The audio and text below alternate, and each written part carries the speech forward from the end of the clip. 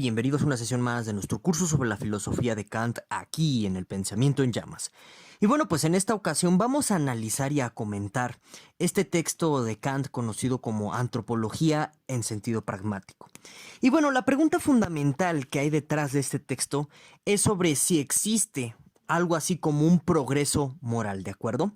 Y bueno, pues es una pregunta que nosotros podemos sacar más allá del texto y que nos la podemos hacer frente a nuestra realidad, porque bueno, pues parece más o menos evidente que si comparamos nuestro tiempo actual con tiempos pasados, pues uno estaría inclinado a decir, pues ¿sabes qué? Existe una especie de mejoría o una especie de progreso, no tanto en el ámbito científico, vamos a apartarnos un poco de esa connotación que ha tenido la palabra progreso, sino que nosotros podríamos afirmar al menos de una manera pues bastante intuitiva que existe esto que podríamos denominar como un progreso moral en el sentido en el que bueno pues tenemos mejores leyes, se reconocen más derechos, ahorita pareciera en algún sentido, y digo pareciera entre comillas, que cada quien puede desarrollar su vida con mayor libertad que se podría hacer en tiempos pasados. Entonces, en este sentido, por eso quizás nos parezca muy intuitivo afirmar que hay un progreso moral, ¿no?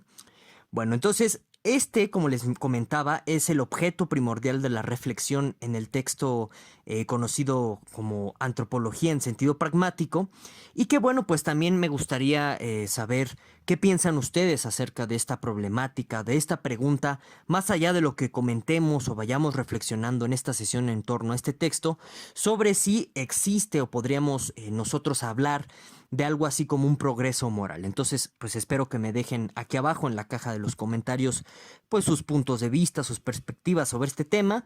Y ya, con ello, pues nosotros crearemos más discusión y eso es bueno porque así intercambiamos nuestros puntos de vista. En fin, regresemos al texto de Antropología en sentido kantiano. Perdón, en sentido pragmático. Este texto kantiano es muy peculiar porque corresponde a una serie de clases, seminarios, conferencias que impartió Kant por allá, si la memoria no me falla, de 1771 a 1772. Pero bueno, pues este texto en concreto que estamos analizando va a aparecer publicado hasta 1798. Y entonces este texto es interesante no solamente por el contenido del mismo, sino porque nos habla de muchas consideraciones en torno a la manera en que se daba cátedra o se daba clases en las universidades prusianas franco-germánicas de este momento. Porque, bueno, pues nos dice, por ejemplo, el estilo de cátedra que se lleva a cabo, esta peculiar característica que yo, si ustedes son profesores los que me están escuchando, yo los invitaría a que imitaran esto, esta peculiaridad de escribir una especie de escrito, una especie de abstract, como le dirían los anglosajones, antes de dar clase. Bueno, pues es muy genial, es muy práctico, porque nos dejan estos registros de cómo serían, al menos teóricamente, pues sus clases en caso de que ustedes se vuelvan famosos y trasciendan en algún sentido, ¿de acuerdo? Entonces, en este sentido, pues el texto de Antropología en sentido pragmático, pues es un fiel testimonio de las clases de Kant que realizaba en su famosísima y pequeña universidad de su pueblito. Y pues hay que mencionarlo por la claridad de este texto, claro, en comparación a otros textos que pues realizó Kant en vida. Bueno, pues este texto es ejemplar, es bastante contundente, bastante conciso en muchas ideas. Y bueno, pues eso nos habla ya de entrada de que Kant era un maravilloso profesor de filosofía, que recordemos que en este contexto hablar de filosofía pues no nada más incluía pues que uno escribiera de temas de ética, de metafísica o de lógica, sino que incluía que uno escribía en general sobre filosofía natural, que bueno, pues es otro nombre a esto que conocemos como física, química, biología, etcétera, ¿no? Bueno, entonces, aquí algo muy importante a considerar ya como tal antes de entrar en materia del análisis y bueno, pues como contexto del texto, es que el texto de Antropología en sentido pragmático, al ser un compendio de conferencias, también ustedes deben de ser cuidadosos en caso de que vayan a leerlo. Deben de ser cuidadosos con respecto al tipo de argumentación que está manejando Kant, porque como es un texto que está compendiando, por así decirlo, varias cátedras que está realizando Kant, la argumentación no es tan rigurosa como se va a manejar en otros textos pues famosos o paradigmáticos de Kant, sino que más que nada la argumentación está orientada hacia convencernos, y en este sentido pues es un tipo de exposición muy cercano a lo que podríamos denominar como propaganda, aunque quizás el término es demasiado injusto. Es un tipo de exposición muy concreto hacia un conjunto de ideas que, bueno, pues están orientadas a convencer más que nada a los alumnos, ¿de acuerdo? Pero bueno, ¿en qué va este contenido de ideas o hacia dónde están orientadas a final del día todas estas ideas en concreto? Que al final del día las ideas que vamos a encontrar en este texto son ideas de corte ilustradas. De nuevo, recordemos que Kant es un gran pensador de la Ilustración durante el siglo XVIII. Entonces, el texto está más que nada orientado o dirigido para convencer a los alumnos, al auditorio al cual se está dirigiendo Kant. Y en este sentido, la pregunta sobre si existe o no el progreso moral hay que entenderla enmarcada dentro de un discurso que lo que pretende hacer es convencer a los alumnos, convencer al auditorio del proyecto político conocido como la Ilustración, ¿de acuerdo? Algo muy importante que nosotros debemos de tomar en consideración durante el análisis del texto de Antropología en sentido pragmático, pues es precisamente el título. Y en este sentido hay muchas cosas reveladoras sobre lo que nos dice Kant con respecto a esto de antropología en sentido pragmático, o sea, qué está entendiendo Kant pues, con estos términos. Y es revelador porque vamos a observar curiosamente en el texto de Kant una defensa bastante peculiar, y ahorita les explico por qué es peculiar. Es una defensa hacia una especie de estudio no puramente ni llanamente científico del ser humano, sino que más bien va a ser un estudio del ser humano en términos de su sensibilidad, en términos de sus capacidades de sociabilidad y también en términos de, bueno, pues de todas sus capacidades que tiene él para crear costumbres, para modificar estas costumbres, etcétera. Entonces, en este sentido, por ejemplo, algunos intérpretes, incluso también críticos de Kant, entre ellos Foucault, por ejemplo, tiene Foucault un libro introductorio sobre Kant muy bueno que se los recomiendo. Bueno, pues todos estos pensadores piensan que aquí en este texto de antropología en sentido pragmático, Kant está inaugurando una nueva disciplina social, y la verdad es cierto. Esta inauguración de esta disciplina social, digamos, y así con todas las reservas históricas que ello implica, es una disciplina muy cercana a lo que pues actualmente conoceríamos como sociología, por el análisis de las costumbres, por el análisis de un montón de cuestiones psicológicas asociadas a, pues, a impresiones, a experiencias, a vivencias de los individuos de una sociedad. Y es en este sentido en el que por eso podemos nosotros afirmar que aquí hay un acercamiento sociológico de la filosofía kantiana. Pero bueno, entonces, ¿qué es esto en concreto de la antropología en sentido pragmático para Kant? Bueno, para Kant en este texto nos va a explicar que existe algo así por llamarle una antropología en sentido general, que lo que hace es una reflexión especulativa, digamos teórica, de nuevo con todas las reservas que tiene esta palabra teórica. Es un acercamiento especulativo, teórico, acerca de conceptos morales, acerca de las interacciones o relaciones conceptuales que existe entre la moralidad, la libertad, el bien, el mal, etc. Pero el enfoque o el énfasis que quiere darle a esta disciplina en sentido general Kant con el término de antropología en sentido pragmático es el énfasis o el toque de una disciplina que, digamos, no es que se vaya a desprender de la teoría o de la especulación moral en este sentido que acabamos de detallar, sino que lo que quiere hacer Kant es hablar de una antropología que vaya directo a las prácticas en sí misma. Es una antropología que vaya directa a las costumbres de una sociedad en concreto, y a partir de ahí comience su análisis, comience su especulación o reflexión de filosofía moral o de ética, ¿de acuerdo? Entonces, por eso mismo es importante mencionarlo, y ya ustedes pues lo pueden reflexionar por su propia cuenta y decirme qué piensan al respecto. Algunos intérpretes de Kant dicen que esta obra del periodo precrítico, que si ustedes se dan cuenta, yo no me he manejado en este curso con estos términos del periodo precrítico y del periodo poscrítico, que hacen referencia al momento en el pensamiento de la filosofía kantiana en el que aparece pues el texto magistral de Kant, que es la Crítica de la razón pura. Entonces se le denomina obras de periodo precrítico a todas las que están antes de, ¿no? Antes de la aparición de la Crítica de la razón pura, y del periodo postcrítico, pues a las que vienen después, ¿no? Pero yo no uso esa clasificación siempre que me refiero a Kant, porque en realidad, como yo ya les había explicado en otras sesiones, lo que va a sufrir el pensamiento kantiano durante mucho tiempo, pues va a ser de una censura bastante radical, por lo que en realidad la publicación tardía de la Crítica de la razón pura no nos autoriza, en sentido estricto, a pensar que el pensamiento kantiano está dividido por etapas o por fases o una cosa así por el estilo, porque en realidad Kant todo esto, todo su pensamiento, todos estos textos, estas conferencias, estas cátedras, las está elaborando en la clandestinidad. Y entonces por eso nosotros podemos hablar de un pensamiento homogéneo que se va desarrollando y no de un pensamiento segmentado o dividido, como pues podría ser el pensamiento del joven Marx en relación al pensamiento del adulto Marx o en relación al pensamiento del primer Wittgenstein, por ejemplo, con el pensamiento del segundo Wittgenstein, etcétera, ¿no? Bueno, entonces, dicho eso, este texto es diferente, no tanto por la cuestión de si pertenece al periodo precrítico y es una especie como de cocina anterior que nos va a poner los ingredientes básicos del imperativo categórico, no en ese sentido, sino que este texto es especial porque lo que va a hacer al final del día Kant en términos de metodología es argumentar sobre algo que nosotros ya hemos revisado en otras sesiones en este curso, que es la idea de una teleología.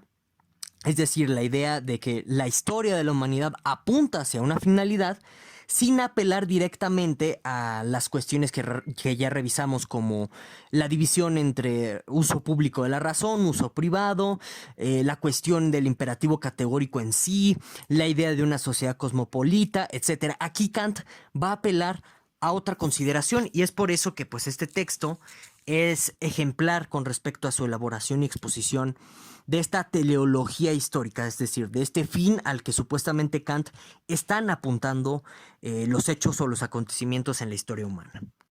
Entonces, curiosamente, lo que podemos encontrar en relación a esta teleología, que según Kant es pues como esta meta a la que apunta todo el desarrollo de ciertos acontecimientos en la historia de la humanidad, viene dada por la famosa tesis de la insociable sociabilidad humana, que ya la hemos explicado muchas veces en estas últimas sesiones aquí en el curso, pero que es bueno retomarla para no perdernos.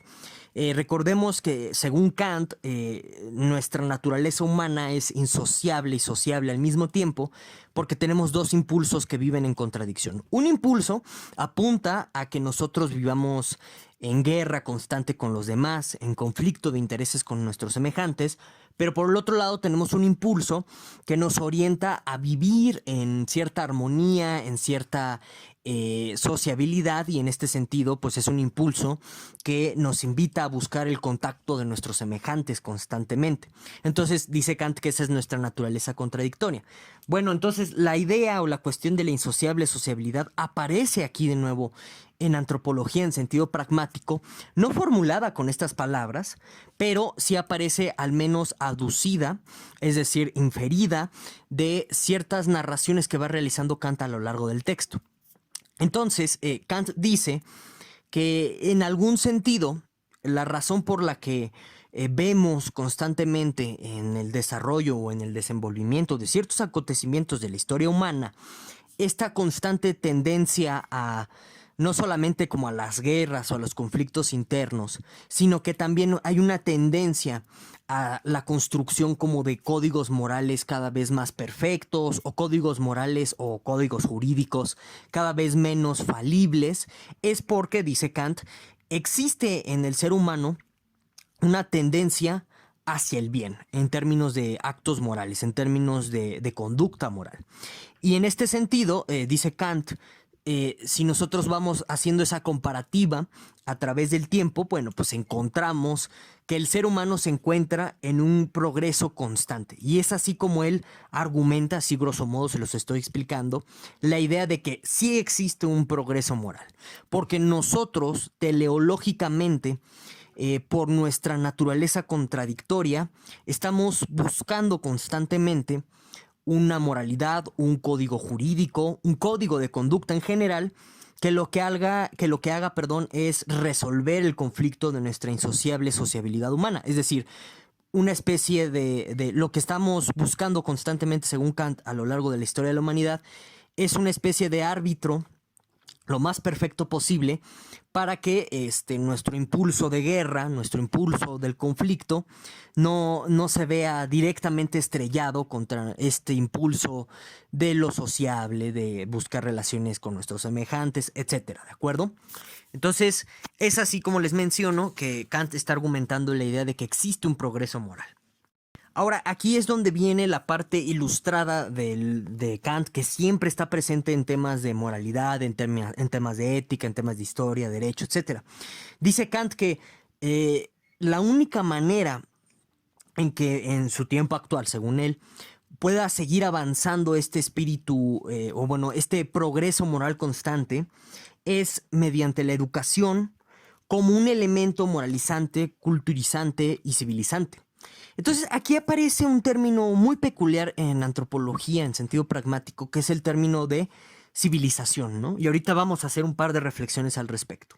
Pero bueno, la idea es que, y según al espíritu humanista de la Ilustración que tiene Kant, pues no es fortuito que vea la educación como este engranaje que va a posibilitar que el progreso moral pues continúe avanzando hasta que lleguemos pues a esta sociedad perfecta, por así llamarle, en donde pues tenemos este código de conducta, este código moral, este código jurídico, que lo que haga es disolver el conflicto de nuestra insociable sociabilidad humana.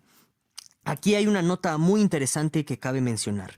Yo les mencionaba en otras sesiones de este curso que Kant era muy pesimista cuando hablaba de la insociable sociabilidad y que quizá por eso Kant se termina decantando o declinando constantemente por un imperativo categórico de carácter colectivista que lo que hace es pues darle potestad a una entidad colectiva, a un legislador colectivo, que al final del día, siguiendo a Adorno y a Horkheimer, eso se traduce como una entidad estatal universal que lo que hace es socavar la voluntad individual y también de los estados soberanos para que exista la paz, para que no exista un conflicto en donde se manifieste la insociable sociabilidad humana.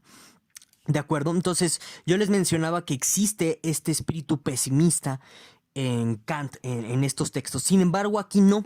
Aquí hay un espíritu optimista en Kant. E incluso, ahorita lo vamos a checar, Kant habla de la autoilustración en este texto. ¿Qué quiere decir esto?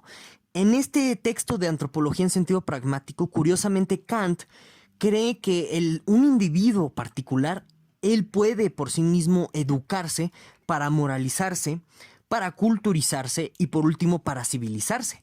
Y en este sentido, pues esto choca o rompe de una manera bastante contundente con pues este pesimismo que veníamos analizando en los textos ya mencionados y por eso es muy significativo de pronto para aquellos que sean estudiosos de Kant o para aquellos que les interese el pensamiento kantiano, tratar de entender ¿qué sucedió?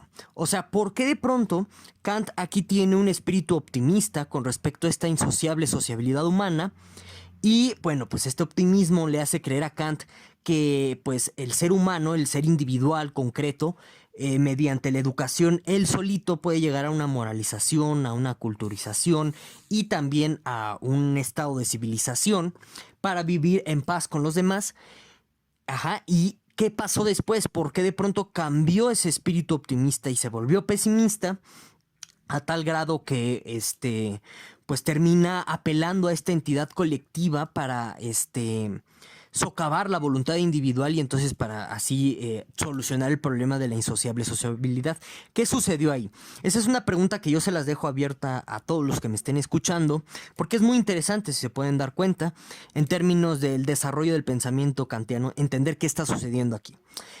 Algunos creen, yo también pienso eso, que en virtud de los horrores de la Revolución Francesa de 1789, porque recordemos que estas clases que dicta Kant o que da Kant, perdón, las dio entre 1771 y 1772, y entonces pareciera que cuando sucedió la Revolución Francesa y vino la época del terror con Robespierre y luego el Directorio y demás, Kant se dio cuenta que no, por la propia individualidad, el ser humano no puede llegar a un momento de autoilustración y así disolver el problema de la insociable sociabilidad, o al menos tratar de paliar ese problema. No puede por su propia cuenta, y entonces pareciera que los horrores de la revolución, como les menciono, la Revolución Francesa, le hizo cambiar de perspectiva. Esa es mi tesis. Si tú tienes tu propia tesis, bueno, pues me gustaría que me la escribieras aquí abajo en la caja de los comentarios, y si gustas la podemos discutir. Ahora, aquí algo importante que hay que señalar para continuar es el elemento de la cuestión civilizante.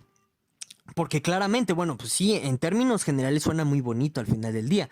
Pensar que la educación nos puede moralizar, cultivar y civilizar, y de esta forma, bueno, pues es innegable, creo, que la cultura, la moralidad y la civilidad sí nos dan una cierta sociedad más pacífica, y entre más educada esté esa sociedad, bueno, pues es mejor en el sentido de convivencia armónica, ¿verdad? Pero el gran problema aquí, y sobre todo en el contexto de Kant, es esta palabra de civilización, porque pues se va a entender al final del día como exportar la civilización europea hacia civilizaciones de América Latina, hacia civilizaciones asiáticas, de Oceanía, y africanas, por supuesto, africanas, no olvidemos a las sociedades africanas, que pues esto va a implicar que a todos los lugares en donde se esté exportando la civilización europea, bueno, pues va a implicar que en esos lugares no exista civilización. Entonces, mucho cuidado con ese término de civilización, y aquí lo que vale preguntarse siempre es: ¿desde dónde observamos esa civilización? ¿Desde dónde se va a dar el punto de partida civilizante, de acuerdo? Algo muy interesante también que aparece en el texto de antropología en sentido pragmático es la idea de que en este proceso de autoilustración, es decir, en el que el individuo concreto y particular se va a formar bajo su propia responsabilidad y bajo su propia capacidad racional en un proceso de educación que lo moraliza, lo culturiza y también lo civiliza. Aquí lo importante a resaltar, y que hace mucho énfasis Kant en este texto, es que también en este proceso de autoilustración debe incluir a la sensibilidad. ¿Y a qué nos referimos con ello? Miren, según Kant, los filósofos por mucho tiempo han menospreciado la sensibilidad, lo cual en algún sentido es verdad, ¿no? Ya ustedes pueden pensar en automático aquí, por ejemplo, en Platón, ¿no? Platón, que despreciaba por completo a los sentidos, porque pues ya saben, ¿no? Que el mundo de la sensibilidad es el mundo de la apariencia, entonces fuchihuacala para allá, y no, aquí hay que privilegiar a la razón. Entonces, es verdad lo que dice Kant, que muchos filósofos sí le dieron un énfasis muy peculiar o muy importante a la cuestión de la racionalidad, despreciando al mundo de los sentidos, pero pues no es del todo cierto. Por ejemplo, los anglosajones, sobre todo ciertos filósofos que entre comillas podemos denominar empiristas, esto yo ya les he explicado en el curso de metafísica, porque estas etiquetas de empirismo y racionalismo son etiquetas vagas, falsas y a modo, pero bueno, vamos a usarla por el momento para agilizar la exposición. Y digamos que en estos filósofos que nosotros podemos llamar empiristas, bueno, pues ellos no menosprecian a la sensibilidad, ¿no? Al contrario, están poniéndola por delante. Y parece muy extraño de pronto que Kant haga esta afirmación tan categórica en este texto de antropología en sentido pragmático. Y yo creo, y esta va de acuerdo a ciertos intérpretes y a ciertos amigos kantianos que tengo, que también parece que piensan igual, aquí la cuestión pareciera que al aludir o apelar a la sensibilidad se está hablando de algo más. Puede ser de una cierta capacidad empática que tenemos los seres humanos, y que Kant ve muy necesaria en los procesos de civilización, de moralización y de culturización, para pues evidentemente generar estos lazos significativos, lo cual pues nos permitiría vencer a esta insociable sociabilidad humana. Y bueno, pues cabe resaltar que existe en el texto de antropología en sentido pragmático, pues una clara teodicea. Recordemos que esto de la teodicea, pues son todas las teorías dentro de la filosofía de la religión que explican el origen del mal. Entonces se suele pensar o se suele denominar que aquí hay una especie de teodicea porque recuerda aquí mucho Kant a San Agustín. Si han seguido el curso de metafísica aquí en el Pensamiento en Llamas o si no lo han hecho, pues yo los invito a que vayan al curso de metafísica del Pensamiento en Llamas. Ahí tenemos una sesión sobre la metafísica de San Agustín y explicamos cómo, por ejemplo, para San Agustín la existencia del mal tiene que ver directamente con la idea de que pues es una especie de obstáculo que hace al ser humano construir al bien cada vez más perfecto, ¿de acuerdo? Es, por así decirlo, el mal como un enemigo necesario, como un mal necesario para que el bien subsista. Entonces, curiosamente, aquí Kant pareciera que está retomando esta idea de Agustín de Hipona. En realidad no existe evidencia de que Agustín haya influenciado o influido en el pensamiento kantiano de alguna manera, pero de nuevo, o sea, la analogía vale porque se parece mucho lo que está diciendo aquí Kant con lo que nos decía San Agustín. Entonces, la teodicea kantiana que aquí aparece es en términos de, ¿sabes qué? El mal existe porque pues es un eslabón que está ayudando al progreso moral en la construcción de esta idea del bien, ¿de acuerdo? Entonces, ese es un dato interesante y que si se dan cuenta, por ejemplo, a pesar de que Kant tuviese choques muy radicales de pronto con cierto credo religioso, yo he manejado aquí en el curso la tesis interpretativa de que probablemente Kant fuese una especie de ateo. Sin embargo, siempre en sus consideraciones morales, políticas o éticas, trata de conciliarse con la moralidad o con la ética imperante en su época, a pesar de que, pues, tiene estos choques. Eso es interesante y bueno, pues, se los dejo ahí para que lo reflexionen. Y bueno, pues ya sin más, como siempre me suele gustar hacer, les dejo aquí al final, o bueno, aquí en la pantalla, una recomendación bibliográfica. Este libro de Thomas McCarthy es buenísimo, sobre todo para tratar de explicar, pues, estas ideas que están presentes en la modernidad en torno al progreso, sobre todo en torno al progreso moral. Una idea que, por ejemplo, pues creo que algunos ya pueden ir oliendo o detectando, va a ser de vital, perdón, importancia para lo que se va a denominar después filosofía hegeliana. ¿Sí? En la semana voy a dar una sesión sobre la metafísica del idealismo alemán. Entonces ahí voy a explicar mejor esto que les menciono. Y bueno, pues también aquí podemos ver la importancia que tiene esta cuestión del progreso moral para la filosofía positivista de Augusto Comte, ¿verdad? O sea, ya aquí ustedes pueden ver esas influencias y entender de dónde provienen estas ideas. Y bueno, ya sin más, muchísimas gracias por ver. No olvides dejarme aquí abajo pues todos tus comentarios, dudas, objeciones, críticas y demás. Estaré gustoso de leer todas. Nos vemos. Hasta la próxima.